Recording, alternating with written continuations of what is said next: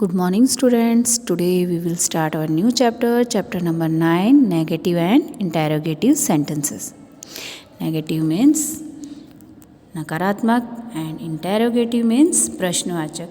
ये negative and interrogative sentences के बारे में हम आज रीड करते हैं।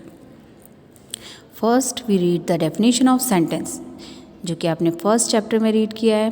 अ sentence is a group of words that gives complete meaning. Sentence यानी वाक्य शब्दों का ऐसा समूह है जो हमें पूरा अर्थ दे।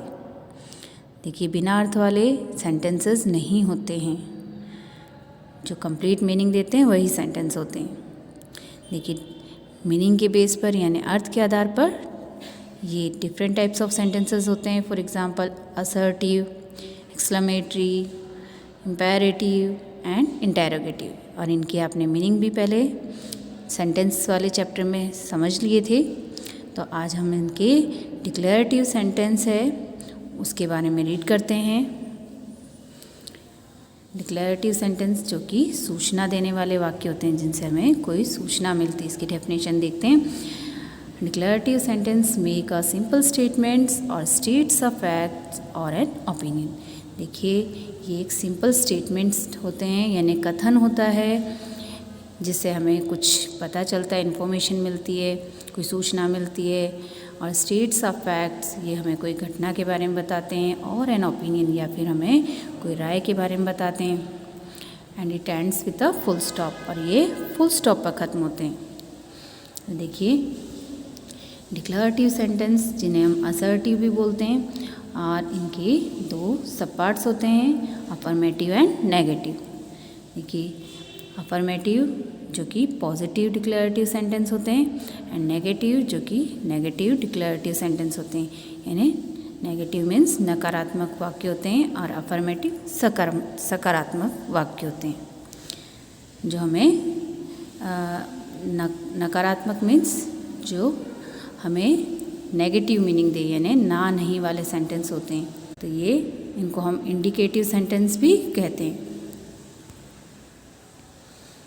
देखिए, ये declarative sentence affirmative and negative two types के हैं। फॉर एग्जांपल देखिए, इसके अफर्मेटिव और नेगेटिव दोनों के एग्जांपल देखते हैं हम। शी कैन डांस, वह नाच सकती है। ये हमारा अफर्मेटिव सेंटेंस है, क्योंकि हमें इसमें सूचना मिल रही है। अब देखिए, ये सूचना हमें नकारात्मक रूप में किस तरह मिलती है, नेगेटिव वे में कैसे मिलती है। शी कैन नॉट डांस, वह नहीं नाच सकती है। तो देखिए, ये नेगेटिव सेंटेंस है। हमें इसमें देखिए कैन के बाद यानी मॉडल के बाद हमने नॉट लगाया है, तो ये नेगेटिव सेंटेंस बन गया। तो हमें नॉट लगाना होता है नेगेटिव सेंटेंस में, और नॉट हम हेल्पिंग वर्ब के या मॉडल के बाद हम नॉट लगाते हैं। नेक्स्ट एग्जांपल देखिए, I have a new car, मेरे पास नई कार है। तो देखिए, इसका नेगेटिव बनाया हमने आई हैवेंट। देखिए, आप इसको शॉर्ट फॉर्म में यानी अपॉस्ट्रोफी लगाकर इसको शॉर्ट फॉर्म बना सकते हैं। I haven't a new car, और I have not a new car, मेरे पास नई कार नहीं है। तो ये आपका नेगेटिव सेंटेंस बन गया है। देखिए, I will be present at school, मैं स्कूल में उपस्थित रहूँगा। ये हमारा अफर्मेटिव सेंटेंस है। इसी को देखो, हमने नेगेटिव बनाया, I will not be present at school, मैं स्कूल में उपस्थित नहीं रहूँगा। ये देखिए, हमने हेल्पिंग वर्ब के बाद नॉट लगा दिया है। तो आपको ध्यान रखना है, नेगेटिव सेंटेंस बनाएंगे तो आप हेल्पिंग वर्ब के बाद नॉट लगाएंगे। देखिए, ये हेल्पिंग वर्ब है हमारी is, am, are, was, were, has, have, had, do, does, did, will, would, shall, should. ये models can, could, may, might, ये सभी इनके बाद ही आपको नॉट ऐड करना होता है। देखिए, do, did, do, does, did, जो कि हमारे जो सेंटेंसेस होते हैं सिंपल प्रेजेंट के और सिंपल पास्ट के, उनमें हम नेगेटिव और इंटेरोगेटिव बनाने के लिए इनकी हेल्प लेते हैं। देखिए, नेगेटिव सेंटेंस हम नो, नेवर, नथिंग, नोबडी ये लगाकर भी बना सकते हैं। कुछ सेंटेंसेस होते हैं हम नॉट नहीं लगा सकते, उसमें हम नेवर मीन्स कभी नहीं, नथिंग यानी कुछ नहीं, नोबडी यानी कोई नहीं, ये लगाकर भी हम नेगेटिव बनाते हैं। आगे देखिए इंटरोगेटिव सेंटेंस यानी प्रश्नवाचक वाक्य।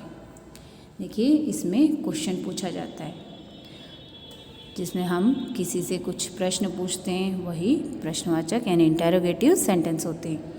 देखिए ये क्वेश्चन पूछने के भी हमारे दो तरीके होते हैं। कुछ क्वेश्चंस होते हैं जिनका हमें ओनली यस और नो में आंसर मिलता है, और कुछ क्वेश्चंस ऐसे होते हैं जिन्हें हमें थोड़ा एक्सप्लेन करना होता है या कुछ उसका आंसर हमें बताना होता है। जैसे डू यू लाइक टी, तो हम यस और नो में आंसर देंगे, यस आई लाइक टी। अगर आपको पसंद है तो यस, नहीं है तो नो।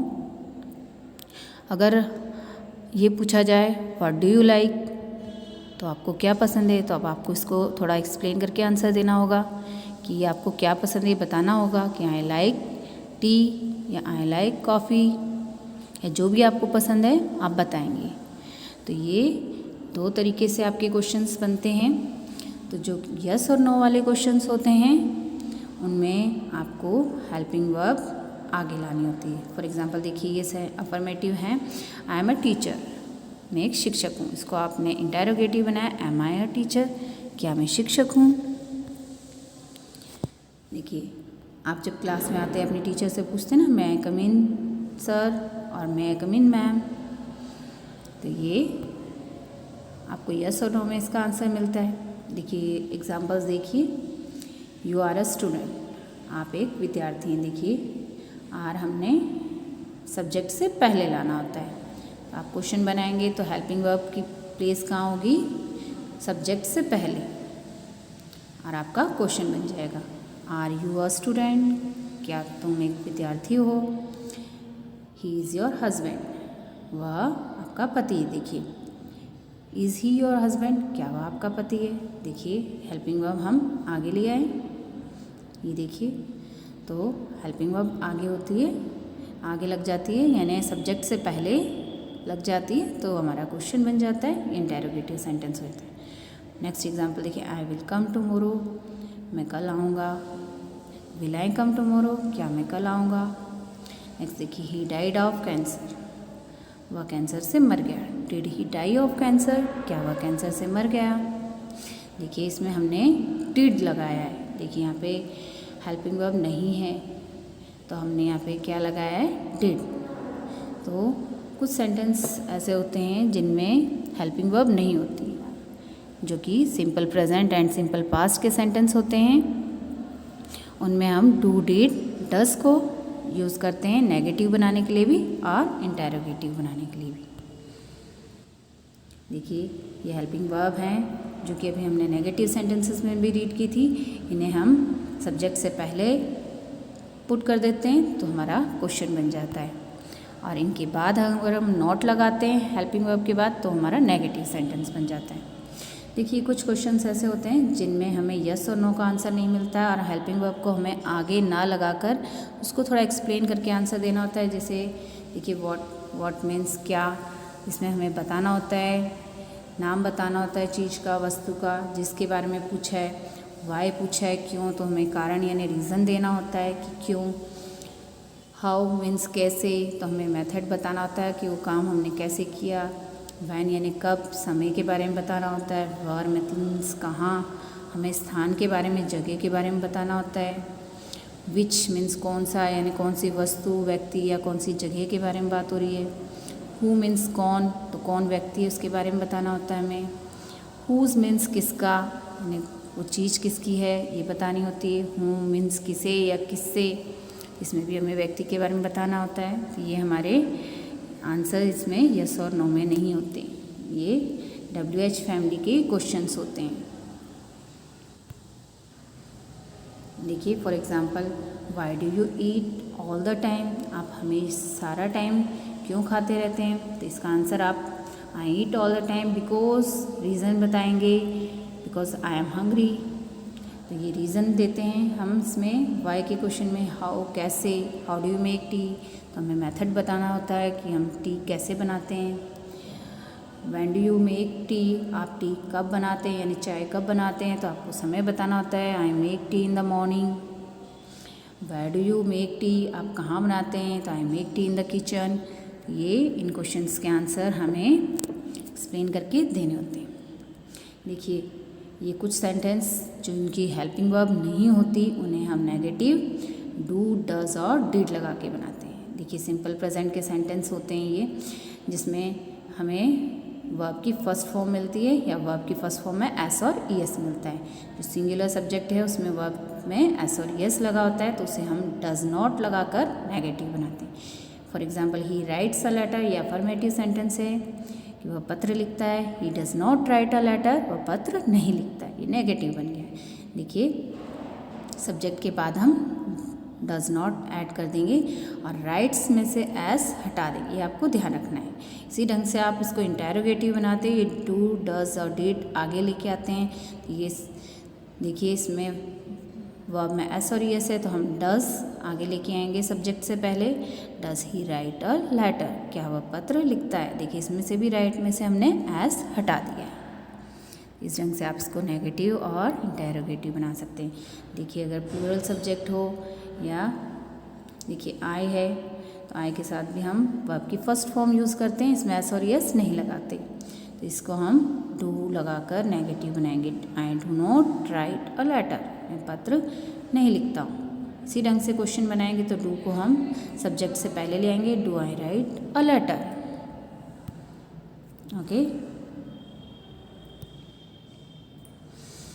अगर सिंपल पास्ट का होता है, वर्ब की सेकंड फॉर्म आती है, तब हम इसको देखिए ये अफर्मेटिव में यू स्पोक हिंदी, तो तुम हिंदी बोलते थे, तो ये वर्ब की सेकंड फॉर्म है इसमें, तो हम उसके लिए डिड यूज़ करेंगे। डिड लगाकर नेगेटिव बनाएंगे। You did not speak Hindi. देखिए स्पोक था वर्ब की सेकंड फॉर्म, हमने इसको वर्ब की फर्स्ट फॉर्म स्पीक बना दिया है क्योंकि हमने डिड ऐड कर दिया है जो कि डू की सेकंड फॉर्म है। तो you did not speak Hindi. तो आपको ध्यान रखना है वर्ब की सेकंड फॉर्म आती है तब आप डिड नॉट ऐड करेंगे नेगेटिव बनाने के लिए और वर्ब की फर्स्ट फॉर्म हो जाएगी। इसी ढंग से आप इसको इंटेरोगेटिव बनाते हैं, तब क्या करेंगे, यस डिड लेके आएंगे सब्जेक्ट से पहले और स्पोक का स्पीक हो जाएगा, वर्ब की फर्स्ट फॉर्म बन जाएगी। डिड यू स्पीक हिंदी, तो आपका जो भी वर्ब है सेकंड फॉर्म वो फर्स्ट फॉर्म में बदल जाएगी। आप डिड ऐड कर देंगे सब्जेक्ट से पहले क्वेश्चन बनाने के लिए। आई होप आपको क्लियर हो गया होगा और आपको एक्सरसाइज जो फर्स्ट है वो ट्राई करनी है। 10 क्वेश्चंस उसके ट्राई करने। आपको जो ये वीडियो है इसको अच्छे ध्यान से देखेंगे और समझकर एक्सरसाइज ट्राई करेंगे। Okay students, good bye.